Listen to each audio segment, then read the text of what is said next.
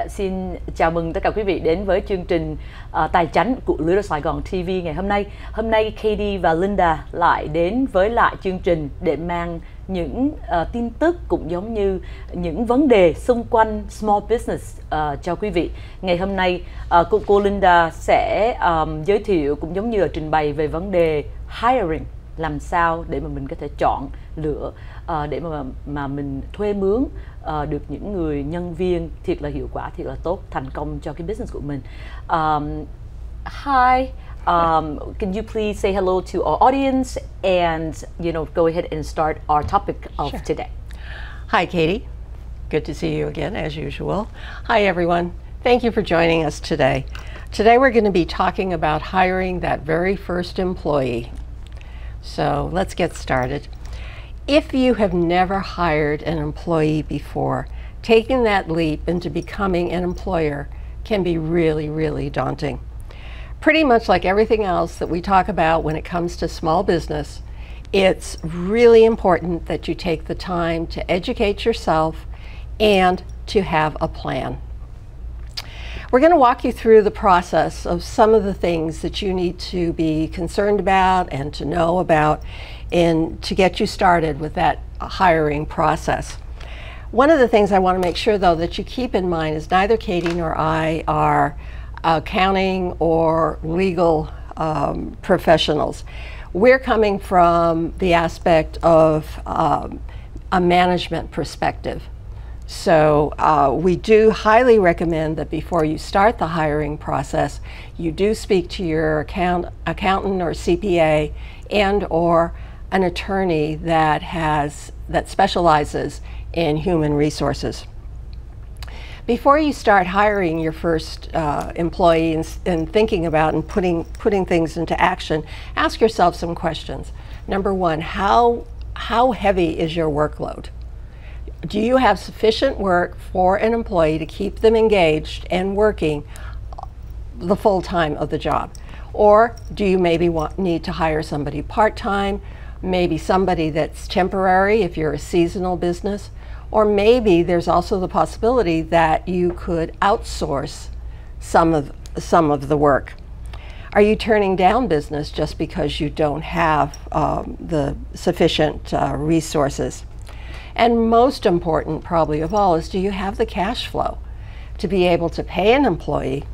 And it's not just paying their salaries. There's costs that come with being an employer that you have to be able to take care of. Are you familiar with the regulations and requirements that come with being an employer? It can be overwhelming to have to deal with government regulations at the same time trying to learn how to manage an employee. Kính thưa tất cả quý vị, vừa qua thì cô Linda vừa nói cái phần đầu tiên của những người là chủ của những doanh nghiệp. Cái vấn đề mà chúng ta sẽ phải vượt qua những thử thách là làm sao để thuê mướn được cái người nhân viên đầu tiên đó, đúng không quý vị?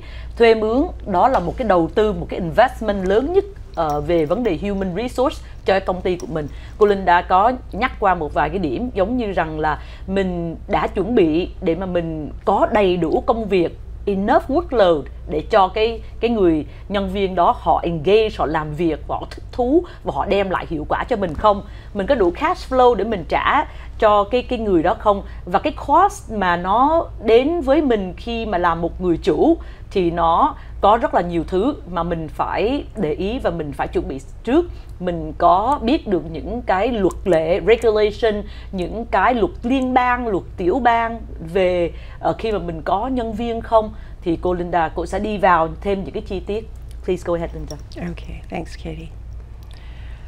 So, moving on, how are you going to get started?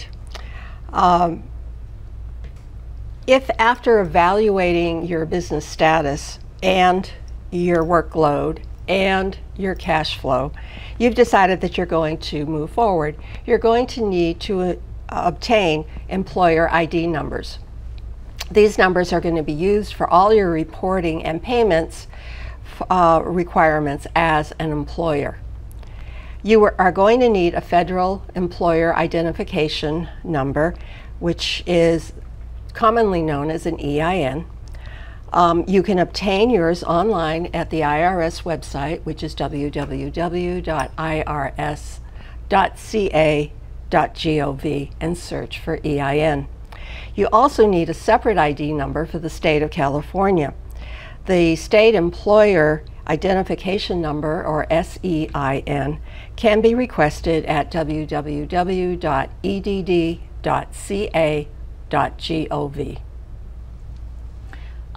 Quý vị vừa nghe qua những cái tin tức mà cô Linda vừa chia sẻ cho chúng ta, những cái trước khi mà mình có một cái người nhân viên thì mình sẽ làm sao để mà mình, đầu tiên là mình phải có cái employer ID á, cái ID của mình, cái ID mà liên bang tiểu bang họ cho mình để mà mình có nhân viên, thì những cái ID đó nó gọi là employer identification number. Cái đó mình có thể tìm được ở trên cái website của IRS, ở trên màn ảnh. Và đối với lại tiểu bang thì nó có cái nó gọi là State Employer Identification Number, thì cũng lấy từ EDD. Thì quý vị sẽ phải tạo cho cái business của mình một cái, phải có cái ID đó thì mình mới đóng thuế, cũng giống như là mình mới khai được là mình trả tiền cho nhân viên. Please go ahead. You are also going to be required to get workman's comp insurance. This is mandatory. It doesn't matter how many hours your employee's working, if they're full-time or part-time, you must have workers' comp. Workers' comp rates are determined based on the level of injury or potential injury for the employee on the job. So, for example, kitchen staff, which has slips and falls, cuts and burns as really common accidents, are going to have a much higher rate than, say, somebody that's working in an office. You can go to the state's website, which is www.insurance.ca.gov, and you'll find a list of insurance companies that offer workers' comp here in California. For businesses that have no employer history, it can be difficult sometimes to get insurance. And so if you don't have any luck getting insurance through the traditional insurance companies, there is the State Compensation Insurance Fund, often called State Fund, which is an option for you. Unfortunately, State Fund can be expensive, and it's kind of the place of last resort for you to get insurance. And if you are on it, you want to try to get off of it as soon as you can, once you've started to build some history as an employer. There are no additional insurance requirements for a small business to offer or to cover their employees. The only thing you might consider is we're in a very tough job market right now, finding employees. And if at all possible, you might want to consider offering some form of compensation or support for your employees to get health insurance. Quý vị vừa nghe qua những cái bảo hiểm mà quý vị phải có để mà cho nhân viên. Đầu tiên, quý vị vẫn hay nghe người ta nói workers comp, tức là workers compensation, để mà bảo vệ cho nhân viên. Cái đó nó tùy theo cái giá, nó tùy theo cái công việc, cái lĩnh vực mà quý vị làm trong cái ngành nghề nào. Ví dụ như kitchen, bếp thì có thể trượt, té, phỏng, những cái đó so với lại những nhân viên làm trong văn phòng, đúng không ạ? Hoặc là nhân viên làm constructions, nó ở trong cái condition, nó trong một cái điều kiện rất là harsh, thì nó sẽ dễ gây tai nạn, thì cái compensation của cái bảo hiểm đó cho nhân viên nó sẽ cao hơn. Linda với lại Katie sẽ trở lại trong giây lát. Xin quý vị đừng rời làn sóng của LittleSaigon Radio, xin lỗi, LittleSaigon TV, để chúng ta có thể trở lại với những cái tin tức kế tiếp. Xin cảm ơn quý vị.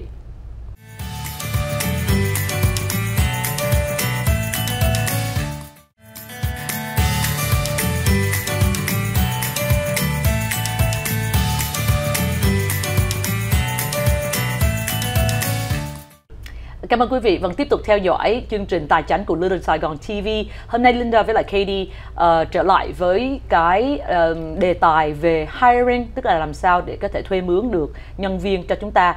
Hồi nãy thì trước khi mà mình break time thì Katie có nói về vấn đề là cái bảo hiểm, cái workers compensation cho nhân viên của mình.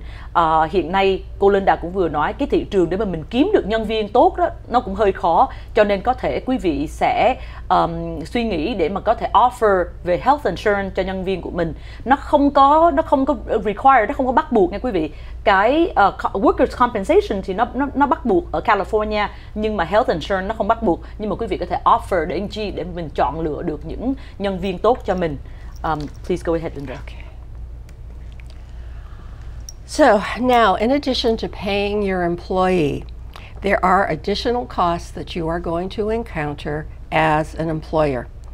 And you will also be acting, excuse me, acting as a tax collector for the federal government and the state of California.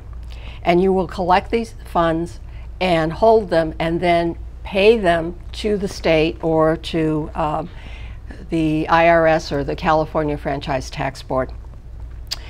At the time your new employee starts to work for you, you are going to provide them with a W-4 form for them to complete. On this, they're going to indicate what their withholdings should be for their taxes based on their number of dependents.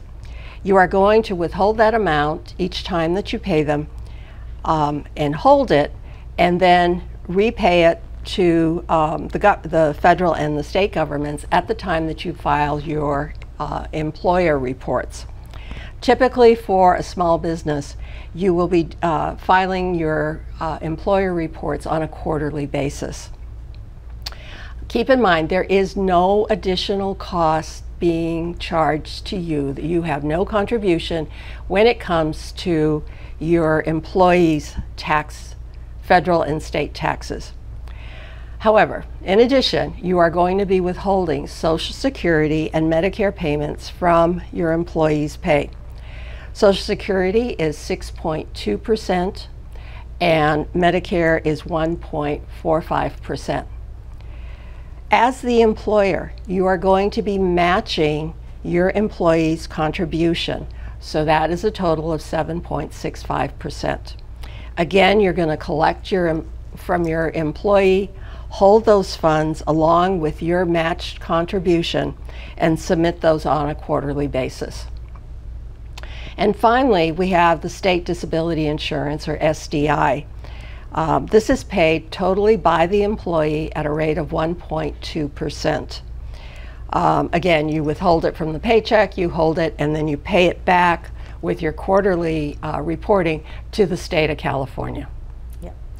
Quý vị vừa nghe qua những cái thuế mà nó liên quan đến nhân viên, thì quý vị cũng thấy rằng là nó có những cái mà là một người chủ doanh nghiệp, mình có nhân viên thì mình phải có trách nhiệm để mà mình giữ cái thuế của nhân viên, thuế của mình đóng cái phần của mình và cái phần của nhân viên đóng để mình giữ cái đó, và mình trả cho IRS, mình trả cho California Franchise Tax Board, và những cái đó mình phải đóng theo quarterly từng quý một để cho chính phủ họ sẽ có cái số tiền đó.